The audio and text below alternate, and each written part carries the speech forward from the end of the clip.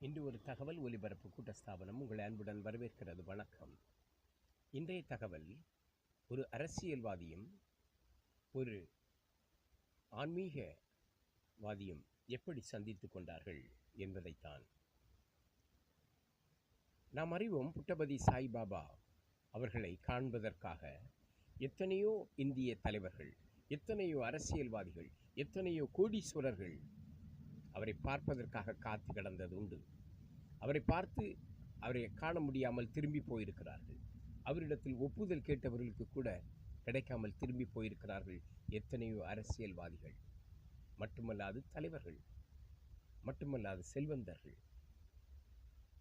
ஆனால் இந்த புட்டபதி சாய்பாபா இவர் ஒரு தலைவருக்கு ஒப்புதல் கேட்டு, எனக்கு கலந்து பேசுவதற்கு எனக்கு ஒரு வாய்ப்பு கிடைக்குமா என்று கேட்டு அறிந்து அவர் வந்தது பெருமைக்குரிய விஷயம் அல்லவா?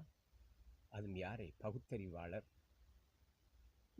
உயர் திரு கருணாநிதி அவர்களை சந்திப்பதற்காக 1 மாதத்திற்கு முன்பாகவே அவர் கேட்டு அதற்குரிய ஒப்புதல் கிடைத்த பிறகு அவருடைய வீட்டிற்கே வந்திருக்கிறார் என்றால் பாருங்கள். அவருடைய வீட்டிற்கே வந்து 1 மணி நேரம் அவரோடு கலந்து ஆலோசித்திருக்கிறார் புட்டபதி சாய்பாபா. எதற்காக தெரியுமா? ஒரு தடவை உயர் திரு மு கருணாநிதி ஐயா அவர்கள் சட்டசபையில் ஒரு துண்டறிக்கை கொடுத்திருந்தார். எதற்காகவென்றால், சென்னையிலே தண்ணீர் தட்டுப்பாடு பயங்கரம், குடிநீர் தட்டுப்பாடு பயங்கரம். இதற்கு கிருஷ்ணா நதிநீர் திட்டத்தை கொண்டு வருவதற்காக பல கோடிகள் நமக்கு செலவாக இருக்கிறது.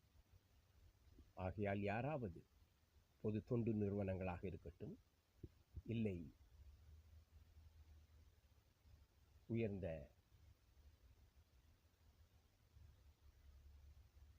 பணியில் இருக்கிறவர்களாக இருக்கட்டும், உயர்ந்த பொருளாதாரத்தில் உயர்ந்தவர்களாக இருக்கட்டும், யாராவது இதற்கு உதவி செய்யலாம் என்று ஒரு துண்டறிக்கை விட்டிருந்தார்.